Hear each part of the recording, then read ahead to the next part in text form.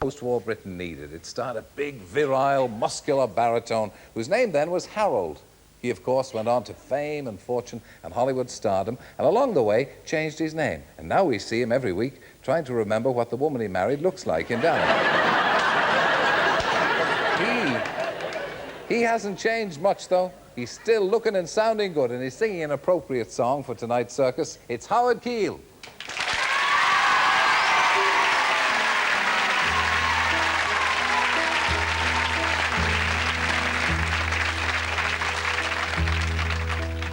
Isn't it rich? Are we a pair? Me here at last on the ground, you in midair. Send in the clowns.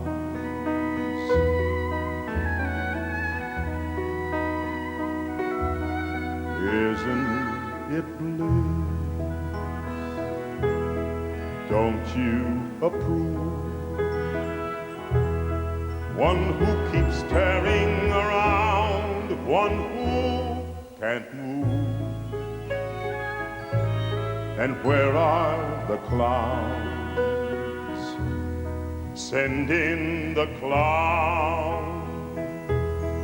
Just when I start opening doors, finally knowing the one that I wanted was yours, making my entrance again with my usual flair, sure of my lines, no one is there.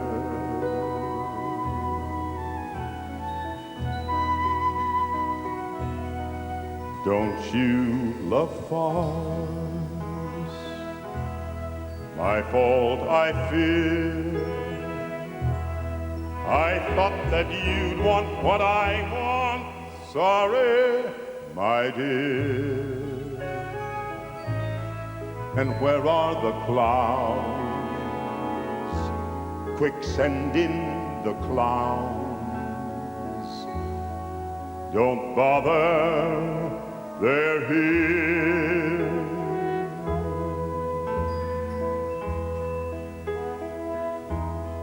Isn't it rich? Isn't it queer? Losing my timing this late in my career. And where are the clowns? There ought to be clowns. Well, maybe next year.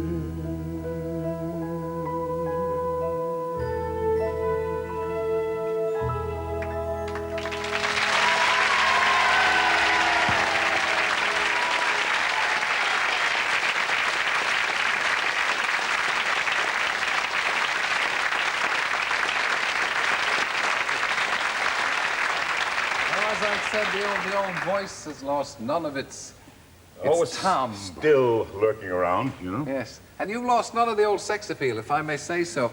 Last Wednesday, I was met by a young lady outside the door who thought that you were coming on Wednesday, and she had a big bunch of red roses for you. What does it feel like to have? Not that you're an old man, but what does it feel like to have? I'm glad you're careful about that. I have to be very careful. You're bigger than I. What does it feel like to have young fans? It's great. I mean, you know, and I'm very fortunate to be able to, I've been in this business now 40 years, and to be able to still have people appreciate what I try to do, I think is one of the great thrills of any performer's life. But young I don't care people, whether young or old. Young people as well. I mean, Yes, does I it know. bring you back to 47 and Oklahoma and all the fans you had then? Well, you know, I was racing around a little bit more then, maybe, Terry, you know. The old urge and, you know, there's Steady. nothing like We've had a lot of chasing loose talk birds about around. the old How do you keep yourself in the kind of shape that you do? For a man of 55, it's extraordinary. Thank you very much. You're very... All Irish people lie, don't they? No, but not too much. Not too often. But do you have a regimen to keep yourself Yes, fit? I've been doing what they call the Air Force exercises for years. And also, you know, I think you have to have the right mother and father, really. I don't really, I try to do things in moderation, but most of us don't have much sense when we really get at it, you know. The shape that you're in, was that instrumental in getting you the part as Clayton Farlow in Dallas? I think so, yeah, yeah. I didn't know it at the time, but I think they knew that Jim Davis, that played Jock, was really in serious trouble. And I think that they were trying to find someone, you know, to try to protect themselves in case the thing did happen.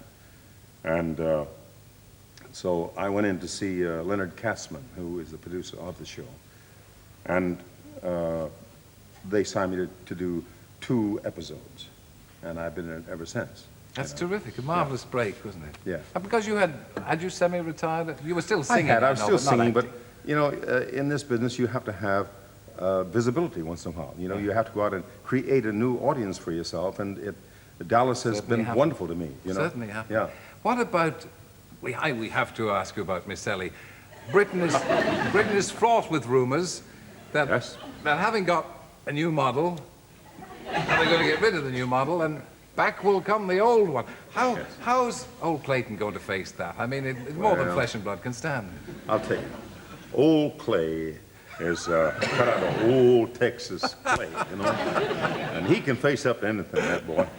There's not much of me in him, but I mean, he has the patience of Job. He must have. And he's a very kind man.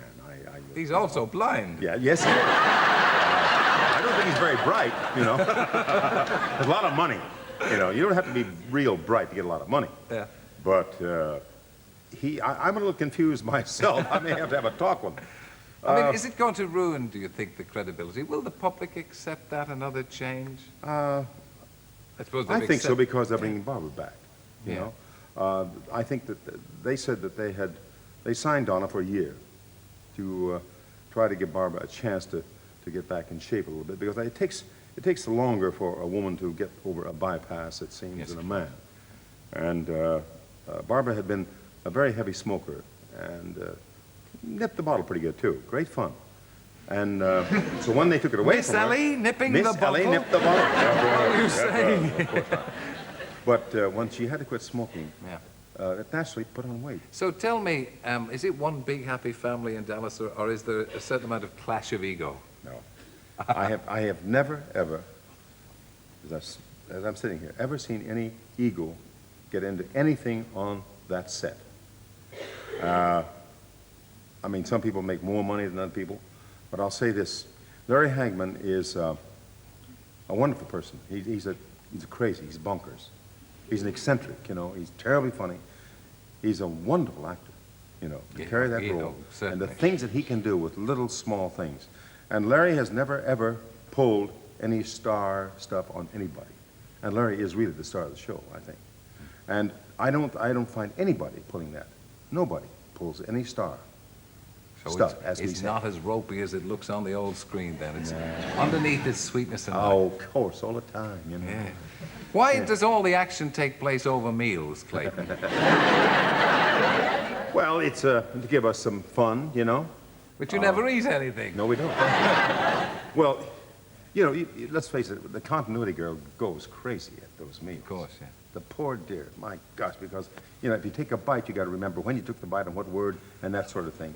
You can't And eat too. if you sit down with Pat Duffy, who plays Bobby, and Larry at a meal like that, it's like sitting down with 2 of the worst brats in the neighborhood. They have more shtick that they pull at that table, and they send the scripts up. It is pandemonium. And it's a minor miracle that anything gets done. Tell me about yourself. You're here to do a series of concerts. Yes, I'm going to do it. I start Thursday night in Liverpool, and I wind up a week Monday in a place I've always wanted to play, at the Royal Albert Hall. And I will go as far north as Aberdeen, as far south as Brighton, and various spots in between. So You'll do anything for a family. anything anything. Are any of the cast of Dallas turning up to cheer you on by word and gesture? Yeah, there's a few turning up Really? at Oh, Albert that's Hall. good. Yeah. That's good. And an old friend of mine, George Kennedy, the actor, is coming on. But there's some of the cast, I won't tell them who is coming to see the concert at Albert Hall. So it'll be very exciting. Yeah, there'll be Texan shrieks of, come on, Clayton! That's right. That's boy, singing out there now, good and loud. Say off those words, Alder. Don't worry about things if they don't understand. You just go ahead. Stay on tape. Thank you.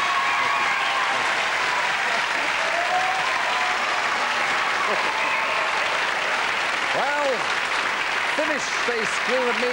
Join me on Friday with Omar Sharif, Old Cairo Fred, and Miss Bluebell. See you 7 o'clock Friday. Good night.